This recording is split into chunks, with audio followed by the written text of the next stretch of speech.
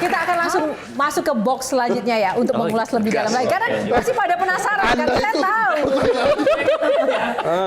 Oke, tahan dulu, silakan. Ko Dennis nomor berapa?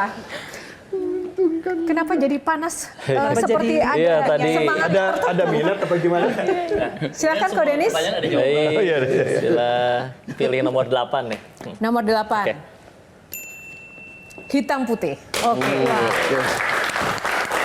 Hitam putih tadi Shirley, silakan melanjutkan Iya. rasa penasarannya. Iya, jadi kan setiap orang itu punya jalan hidayahnya masing-masing ya kok. Nah, Ada yang berupa kejadian, ada yang momentum, ada yang figur atau sosok. Boleh nggak kami tahu sebetulnya momentum apa dalam hidup atau sosok figur siapa yang pada akhirnya membuat keduanya yakin dan mantap. Yang satunya jadi pendakwah, yang satunya jadi pengkhotbah. Itu momentum hidupnya apa? siapa dulu? Ko Dennis dulu, Itu silakan. udah bandar judi udah penasaran. Sama boleh diceritakan juga. Tadi kisah bandar judi juga menarik. Ya, ada takdir yang bisa dipilih, ada yang bisa dipilih, ada yang tidak bisa dipilih ya. Kita nggak bisa milih jadi laki, perempuan, Chinese atau tidak. Tapi insya Allah kita bisa milih mau mati dalam keadaan seperti apa ya. Ya singkat cerita tadi namanya orang Tiongkok zaman dulu ya. Datang ke Indonesia mana ada yang belajar ya nggak? Nggak, bukan yang S1, yang S2. Pilihannya kalau nggak jualan atau nggak yang kurang baik.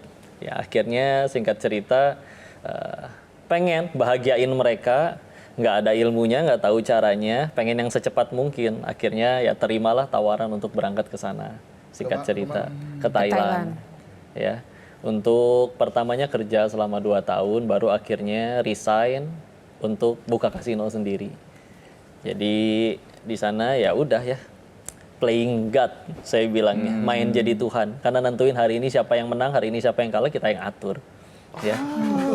Tapi orang tua tahu nggak di Thailand jadi bandar Pada judi? akhirnya tahu. Pada akhirnya tahu, Pada tapi akhirnya sebelumnya nggak tahu. Gimana responnya ketika akhirnya tahu? Kata Nabi itu ciri dosa 2 ya. 1 membuat gelisah, 2 tidak ingin diketahui orang lain. Maka kalau kita nggak pengen ngasih tahu sesuatu, makanya yang selingkuh, makanya yang para maling di negeri ini nggak ada yang jujur kan. Karena nggak mungkin, alhamdulillah berhasil nyuri uang rakyat 1 miliar kan nggak mungkin. Kan nggak mungkin diupdate di status. Ya nggak? Tapi sebagaimana judulnya dunia, kalau diterima tiap hari itu bosen. Dalam artian kita pakai handphone baru di hari yang pertama kan menyenangkan, hari selanjutnya udah biasa, apalagi tahun-tahun selanjutnya. Tapi tetap nggak percaya, pasti masih ada yang happy ending gitu. Akhirnya mampir ke beberapa kasino yang udah ada di sana, cari yang paling sepuh yang udah jalanin minimal di dunia kayak ginian bahkan lebih dari 40 tahun. Ada yang kayak gimana? Oh, yang ini pendirinya kemana? Kan masih di penjara, dikhianatin anak buahnya. Yang ini pendirinya kemana? Ya kan agak gila, anak-anak dan istrinya lari sama laki lain. Jadi si akal yang dibanggakan ini nggak tahu nih mesti ngapain kalau berhenti. Lagi takut-takutnya sama masalah rezeki dan masa depan, masih di kasino. Udah gitu yang lain dengan urusan perjudiannya. Bosen lah, namanya orang bosen lihat handphone, masuk ke YouTube, belum masukin keyword apa-apa, udah ada rekomendasinya. Waktu itu memang kelihatan adalah videonya Agim, cuman beberapa menit. Yang lagi takut masalah rezeki, masuk tonton video ini. Beliau bercerita tentang waktu kita masih janin, udah perlu rezeki. Sholat nggak bisa, makan, sholat nggak bisa, kerja nggak bisa. Tapi ibu kita makan sate, pecel, jengkol, pete dan segala macam diolah. Tubuh ngerti mana yang vitamin, mana yang ampas harus dibuang, dialirin ada yang ke ibunya, ada yang ke si janin. Pertanyaannya, itu janin yang nyari rezeki atau rezeki yang datengin janinnya? Rezeki yang datengin janinnya. Terus kamu udah gede, hey, bisa kerja, bisa sholat, bisa minta, bisa sujud minta pada Tuhanmu, segitu ragunya sama Allah. Si akal yang dibangga-banggakan kayak, ih aslinya saya teh bodoh ya, masa kayak gitu aja nggak kepikiran. Tutup YouTube-nya, pesan tiket, pulang. Nyantri. Keren, luar biasa sekali, alhamdulillah. Nah kalau Ko Brian, siapa? Apakah ada momentum atau sosok yang kemudian tiba-tiba muncul, menginspirasi? Pada saat saya umur 4 itu mami kena sakit. Mami kena sakit tulang punggung. Jadi kata dokter, pergi ke Singapura, dokter terkenal yang udah paling top dicari, semua bilang sama, harus dioperasi. Singkat cerita 6-7 tahun dari itu, sakitnya udah begitu parah, mami itu terbaring di atas ranjang setiap hari. Jadi nggak bisa ngapa-ngapain. Pada waktu itu teman baiknya mami ada yang baru mengenal Tuhan, masuk Kristen.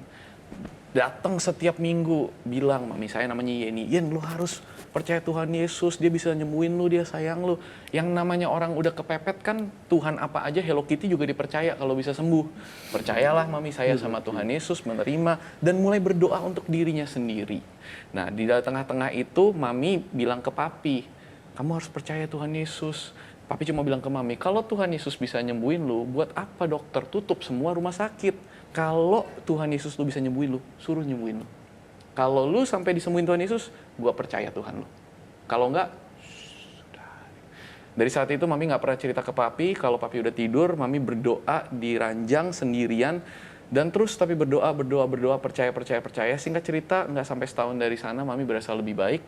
Dan mami maksa papi untuk balik ke Singapura, cari dokter sama yang memvonis dia, dan minta MRI. Dokternya ngelihat hasil MRI baru, dia cepat-cepat buka yang lama, dia kasih lihat. Yang lama ada durinya, yang baru nggak ada. Di situ papi angkat tangan, mami nangis. Semuanya percaya Tuhan. Tapi saya tidak suka gereja, saya benci gereja. Kenapa?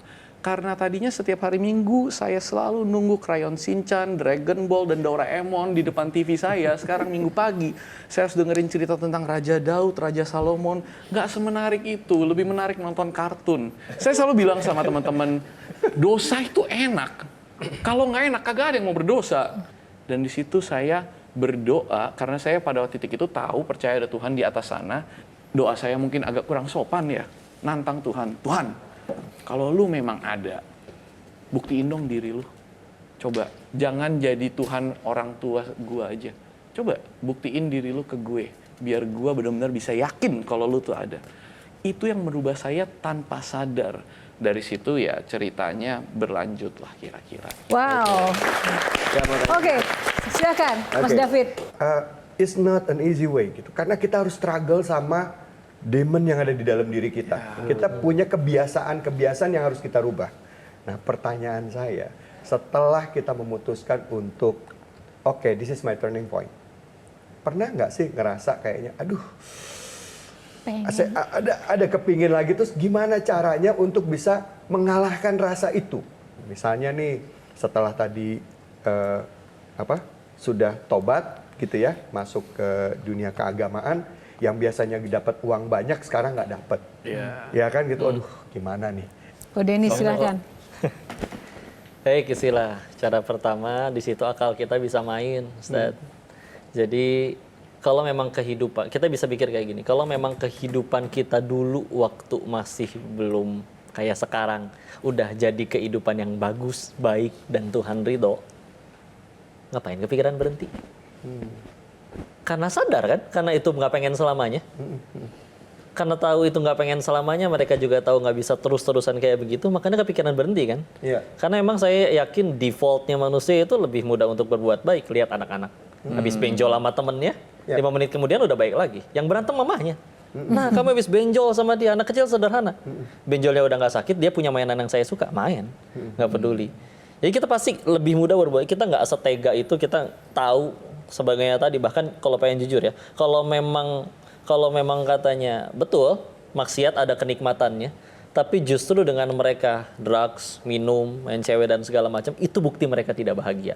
Karena orang yang udah bahagia asli nggak perlu itu untuk bahagia. Pertanyaan saya, Ustaz, mau saya potong. Kalau secara normatif semua orang pasti ya begitu ya gitu, kita harus bisa. Tapi pernah nggak, Ustaz? Dan gimana sih Pernah. tipsnya? Ya gimana caranya untuk fight itu, Ustaz? Ada ajakan bahkan balik lagi, lu tinggal ke sini, lu dapat posisi yang sama dengan nominal pemasukan yang sama, coba balik lagi tadi. Kalau emang itu kehidupan yang baik, ngapain mundur lah, ngapain balik lagi? Pasti kalau balik lagi juga pasti akan menemukan kejenuhan dan kebuntuan yang sama. Kalau ujung-ujungnya bakal nyari Allah lagi, ya ngapain atuh bolak-balik? Mending kalau masih pas balik lagi masih ada umur. Kalau nggak ada, Masya Allah. mungkin ketika pulang saya ngebayanginnya mungkin Allahnya berkata, katanya mau tobat, mau hijrah, masa uang haramnya masih disimpan. Ada tuh ya kayak gitu ya? Iya. Ada kayak gitu ya? Oh, masa uang haramnya masih disimpan, tapi nggak sanggup ya ngebuangnya ya. Ya Allah, terlalu melekat di hati. Tenang, orang akan dikirim bala bantuan. Jadi saya banyak ditolong orang. Oh gitu. Siapa para penolong yang datang? Tukang tipu datang semua. Ya. Bisnis yuk, bisnis yuk. Yuk teman dari kecil akhirnya lu pulang dari Thailand, bro. Nih proposal, tinggal naruh duit segini, tiap bulan gua kasih duit lu segini. Menguntungkan bukan? Betul juga. Dan semenjak hari itu batang hidungnya tidak terlihat lagi. Yes, Ada juga yang sama-sama jujur. Allah bikin gak laku, udahan. Jadi akhirnya ya mulai lagi dari nol, jualan kaos kaki di emperan, di CFD, jadi kurir ekspedisi, ngetok-ngetokin pintu orang, tok-tok-tok, paket. Dan waktu itu mah nggak ada, ih yang nganterin kok Denis, siapa lu, nggak ada ya. Disuruh lemparin aja. Nyampe jalan, dilemparin, inget ya Allah itu teh COD, kudu ngalangin. Jelajahi cara baru mendapatkan informasi. Download Metro TV Extend sekarang.